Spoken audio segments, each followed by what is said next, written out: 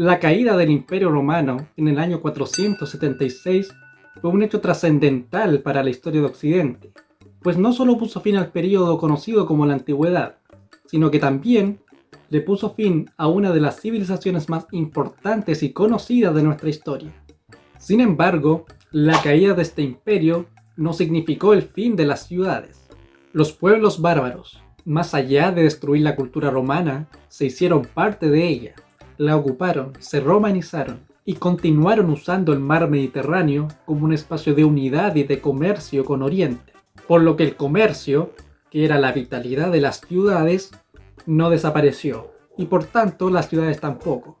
No obstante, la irrupción del Islam y su ocupación agresiva del norte de África, la península ibérica y el mar Mediterráneo fue algo catastrófico, al punto de que la civilización occidental trasladó su eje tradicional desde el mar Mediterráneo, ahora lleno de piratas sarracenos, al norte de Europa, iniciando progresivamente la ruralización de la sociedad europea y el auge del feudalismo. El fin del comercio para los europeos por el mar Mediterráneo fue un duro golpe para las ciudades, las cuales, pese a no desaparecer, perdieron la importancia que tenían antaño, reduciendo su población y perdiendo sus típicas funciones administrativas y económicas. No sería sino hasta el siglo XI que antiguos centros urbanos como París o Roma cobrarían nueva vitalidad, a su vez que nacerían nuevas ciudades, ubicadas junto a castillos, monasterios o en el cruce de caminos, aunque especialmente en aquellos lugares relacionados con la actividad comercial y la actividad artesanal. Es el caso de Venecia, Génova, Barcelona, Amberes, Milán o Brujas. Te invito a quedarte en este video para conocer los principales antecedentes del renacimiento urbano a partir del siglo XI en Europa y además de las principales características urbanas que tenían estas ciudades cristiano-medievales. Comencemos.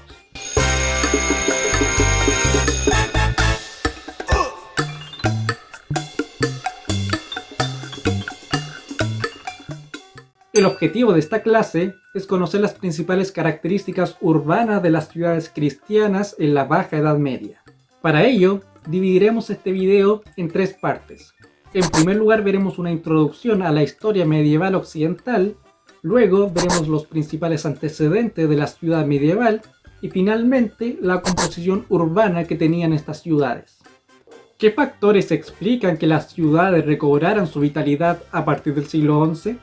En esta sesión destacaremos 4 factores: el excedente alimenticio, el crecimiento urbano, la iniciativa que tuvieron algunos reyes y finalmente el aumento de la producción artesanal y el aumento del comercio.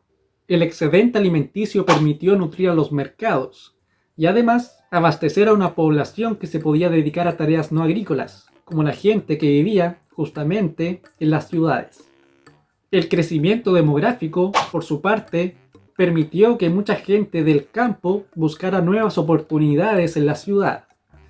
En tercer lugar, muchos reyes y señores feudales propiciaron la creación de ciudades y de mercados en torno a castillos y monasterios, lo que atrajo a muchas personas del campo a las ciudades.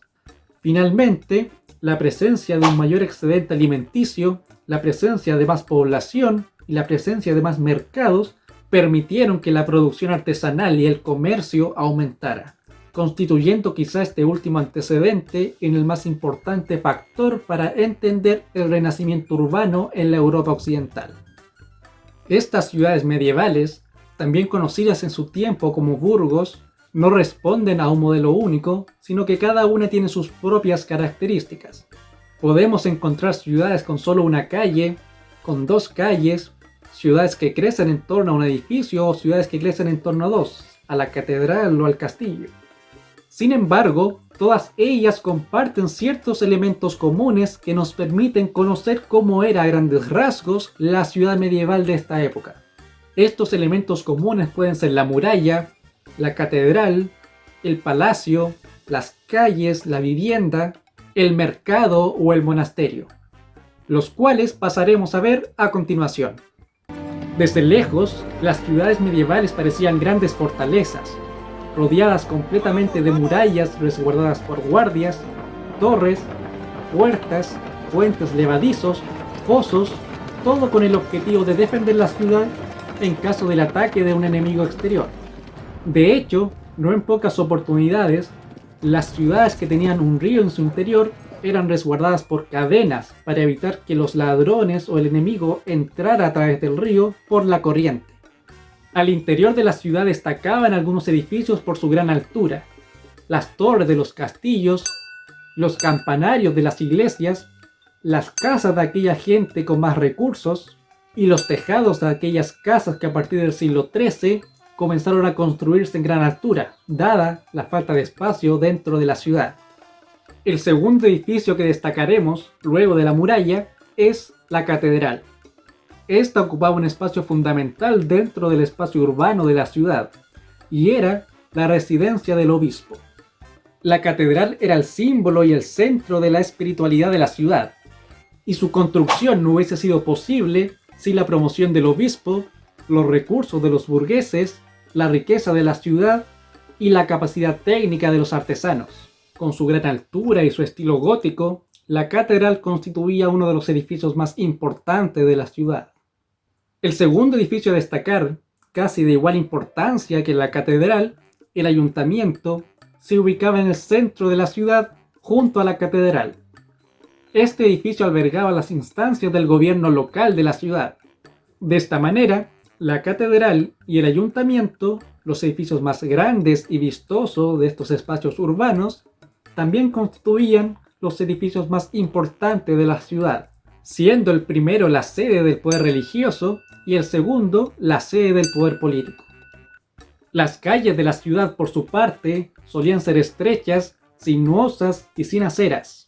Algunas estaban empedradas, sin embargo, la mayoría eran de tierra, por lo que en invierno o en épocas de lluvia eran completamente fangosas y en verano polvorientas. La suciedad era bastante generalizada. Si existía algún sistema de desagüe cubierto, este era muy limitado o deficiente. Los desperdicios y los orinales se arrojaban a las calles, y por ellas circulaban perros, gatos, gallinas y hasta cerdos. Hasta muy avanzada la Edad Media, la madera era el material más importante con el cual se construían las casas, las cuales solían estar adosadas unas a las otras, una situación fatal en caso de provocarse un incendio. Las ciudades cristiano-medievales tenían numerosas plazas y plazuelas. La vida social de hecho se realizaba en las calles. Estas se animaban de día con el ajetreo de los vecinos, los vendedores ambulantes, los que daban avisos públicos, los carruajes, los caballos, etc. Sin embargo, el lugar más concurrido era el mercado, aquel lugar donde la gente iba a comprar verduras, carnes, especias, etc. No obstante el ajetreo del día en la ciudad, por la noche reinaba el silencio. Al carecer de alumbrado público, los ciudadanos se resguardaban en sus hogares, y los soldados, por su parte, hacían guardias con antorcha por la ciudad. Por último, fuera de la ciudad, aparte de los campos y granjas que aún persistían, estaba el monasterio. Este es un complejo de edificios en donde vivían los monjes y las monjas, y en donde se les preparaba para servir a la iglesia. En síntesis, para entender la caída de las ciudades en la Europa occidental, debemos tener claro las consecuencias que tuvo para el comercio la irrupción del Islam a través del norte de África, la península ibérica y sobre todo en el mar Mediterráneo. Ahora, para entender el renacimiento urbano a partir del siglo XI, debemos tener claro 4 antecedentes: el excedente alimenticio, el crecimiento urbano, la iniciativa de reyes y señores feudales y finalmente, quizá más importante, el renacimiento del comercio. Finalmente, pese a que todas las ciudades medievales eran distintas unas de las otras, muchas de ellas tenían características urbanas comunes: la muralla, la catedral, el ayuntamiento, el mercado, las calles, la vivienda o el monasterio. Espero que a través de este video te haya quedado claro el objetivo de esta sesión, que era conocer las principales características urbanas de las ciudades cristiano-medievales en la Baja Edad Media. Además, también vimos las causas de la decadencia urbana en el siglo VII y las causas del renacimiento urbano en el siglo XI. Nos vemos en un próximo video. Adiós.